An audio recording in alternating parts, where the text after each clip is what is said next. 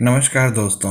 आज मैं जो आप लोगों के सामने वीडियो लेकर के आया हूँ वो एक मोटिवेशनल स्टोरी पर आधारित है और उस स्टोरी का नाम है सामने की बिल्डिंग। तो कहानी कुछ इस तरीके से है कि दिल्ली के एक ऑफिस में किरण नाम की एक महिला कार्य करती थी। उसे अपने द्वारा कार्य किए हुए ही के अलावा कोई दूसरा कार्य पसंद नहीं आता था। वह ऑफिस के हर सहकर्मी में और उसके द्वारा किए हुए कार्य में किसी न किसी तरीके से कोई न कोई कमी निकाला करती थी। एक दिन जब किरण अपने ऑफिस में अपना कार्य कर रही थी तो अचानक उसने देखा कि उसकी सामने की बिल्डिंग के ठीक सामने वाली बिल्डिंग में एक और महिला कपड़े सुखा रही है। उसको देखते ही किरण ने अपने पास बैठे सहकर्मी से कहा, देखो यह महिला कितने गंदे कपड़े धोती है और इसका घर तो देखो वह भी कितना गंदा है, और तो और जो कपड़े वो पहने हैं वो भी कितने गंदे हैं। किरण के पास बैठे सहकर्मी उसकी हाँ में हाँ मिलाई और अपना कार्य करने लगा। अब रोज का यही काम हो गया। जब भी वो कपड़े सुखाने के लिए आती, किरण अपने ऑफिस में बैठे अपने केबिन में और यही कहती कि वो देखो उसका कपड़े कितने गंदे हैं, वो जो कपड़े सुखाने आ रही है वो कितने गंदे हैं, उसका घर कितना गंदा है। ऐसे ही काफ़ी दिन बीत गए हैं। एक दिन जब किरण अपने ऑफिस में बैठी उस महिला को देख रही थी तभी ऑफिस का बॉस किरण के केबिन में आ गया। किरण के बॉस के आने का पता किरण को नहीं चल पाया। वह उस महिला को देखने में इतना ध्यान मग्न थी, कब उसके बॉस उसके केबिन में आ गए उसे पता ही नहीं चल पाया। और वो वहाँ बैठी बैठी अपने ही और अपने सहकर्मियों से जो है उसकी बुराइयां किए जा रही थी कि देखो कितने गंदे कपड़े पहने हैं, उसका घर कितना गंदा है, कितने गंदे कपड़े सुखाती है।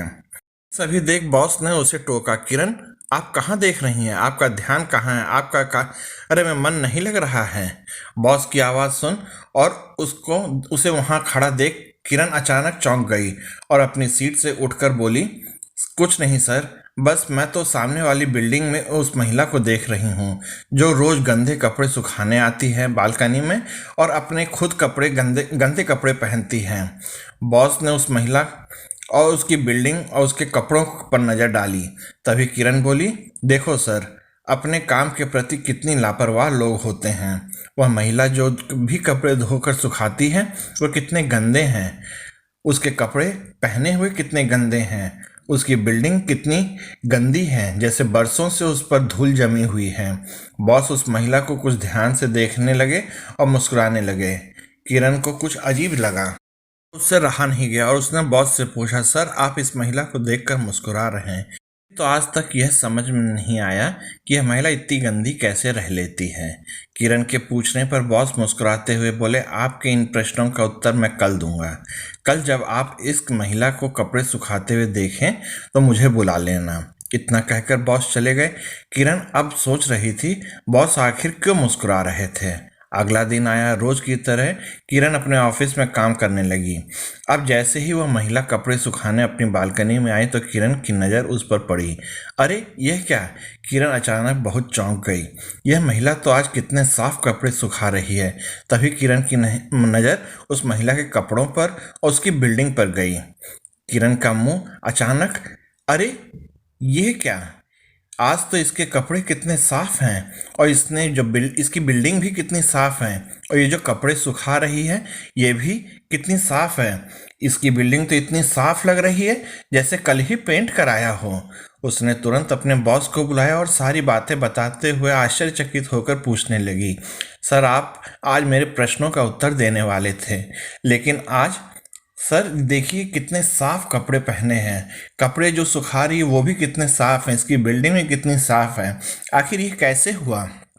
बॉस मुस्कुराए और बोले, यह महिला रोज साफ कपड़े ही सुखाती है, इसके पहने हुए कपड़े भी कभी गंदे नहीं होते और इसकी बिल्डिंग में जो पेंट है ये कई साल पुराना है लेकिन अब भी एकदम साफ है।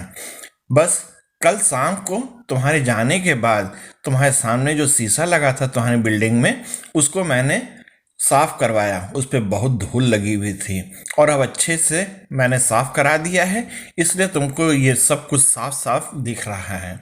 यह बात सुनकर किरण मुस्कुराने लगी और अपनी उस भूल पर का एहसास हुआ। कहानी का निष्कर्ष। दोस्तों, हो सकता है इस प्रेरक कहानी का मज़ेदार अंत पढ़कर आपके चेहरे पर भी मुस्कुराहट आ गई हो, लेकिन यह कहानी में हमें बहुत कुछ सीख मिलती है। यह दुनिया, इस दुनिया के सभी लोग और इस दुनिया की सभी वस्तुएं हमें वैसी ही दिखाई देती हैं जैसे दृष्टिकोण से हम उसको देखते हैं। अर्थात आप जिस रंग का चश्मा पहने होंगे, यह दुनिया आपको उसी रंग की दिखाई देगी। यदि आप धूल लगे चश्मे से देखेंगे तो यह दुनिया आपको गंदी नज़र आएगी। बहुत से लोग इतने नकारात्मक दृष्टिकोण के होते हैं कि उन्हें दुनिया के हर इंसान में बहुत सी कोई न कोई कमी नज़र आने लगती है। सभी लोगों के अंदर कुछ न कुछ अच्छाइयाँ ज़रूर होती हैं। क्यों ना हम सभी लोगों की उन अच्छाइयों की तरफ अपना फोकस करें। यदि आप ऐसा कर पाते तो खुद को हमेशा सकारात्मक रखने के अलावा बहुत सी समस्याओं से बचे रहेंगे। यदि आप में केवल किसी की बुराई देखने की आदत है तो आज ही इस आदत को बदल लीजिए और सामने में अच्छाई खोजने का प्रयास कीजिए। इस बारे में कबीरदास जी का कहना है, बुरा जो देखन मैं चला बुरा न मिलिया कोय, बुरा जो देखन मैं चला बुरा न मिलिया कोय, जो मन खोजा आप ना तो मुझसे बुरा न कोय। लोगों में अच्छाई खोजने का प्रयास कीजिए।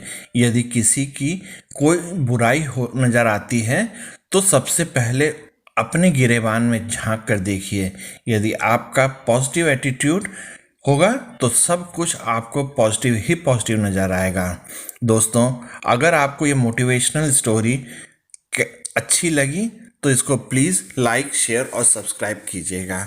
आप सबको मेरा नमस्कार।